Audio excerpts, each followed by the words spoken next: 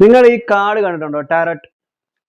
അപ്പൊ ഇതിനകത്ത് പല രീതിയിലുള്ള സന്ദർഭം വിവരിച്ചിരിക്കുന്ന കാർഡുകളാണുള്ളത്.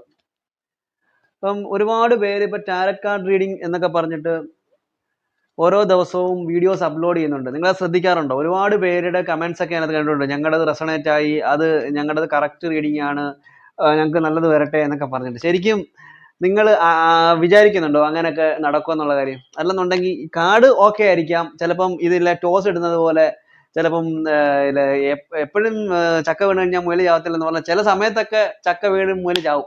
പക്ഷെ എന്നും അങ്ങനെ ആവണമെന്നൊന്നുമില്ല. അപ്പൊ ഇതിന് 100% വിശ്വസിക്കുകയൊന്നും ചെയ്യില്ല. കാരണം എന്താ അറിയോ?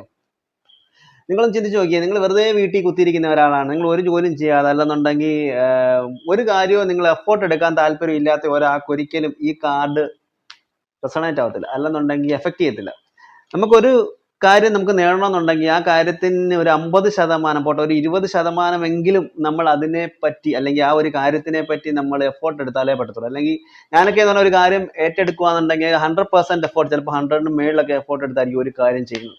അപ്പം എനിക്കൊരു കാര്യം ചെയ്യുമ്പം അത് ചെയ്യണം, എൻ്റെ വാക്കുകൊണ്ട് ഞാൻ ചെയ്യണം എന്ന് പറഞ്ഞു പോയി കഴിഞ്ഞാൽ അതെങ്ങനെയെങ്കിലും ഞാൻ ചെയ്യും എന്നുള്ള ഒരു സിറ്റുവേഷൻ ഞാൻ ഉണ്ടാക്കിയെടുക്കുന്നത്, അത് ഏതൊക്കെ രീതിയിൽ വേണമെങ്കിലും ഞാൻ അത് ഉണ്ടാക്കിയെടുക്കുന്ന ഒരാളാണ്. അപ്പം അങ്ങനെ ഒരു 20% ചെയ്യാൻ പറ്റാത്ത ആൾക്കാർക്കൊന്നും ഒരു കാര്യം റെസണേറ്റ് ആകത്തില്ല, അത് ടോസ് ഇടുവാണെങ്കിൽ പോലും കേട്ടോ. അപ്പം ഈ ടാരറ്റ് കാർഡിനൊക്കെ സത്യമുണ്ടോ മിഥ്യയാണോ എന്നും എനിക്കറിയത്തില്ല. പക്ഷെ നിങ്ങൾ ഇതിനെയൊക്കെ വിശ്വസിക്കുന്നതിന് മുമ്പ് നിങ്ങൾ അതിനു വേണ്ടിയുള്ള എഫോർട്ട് എടുത്തിട്ടുണ്ടോ എന്ന് നിങ്ങൾ ആദ്യം ആലോചിക്കേണ്ട ഒരു കാര്യമുണ്ട്. ചിന്തിച്ചു നോക്കും.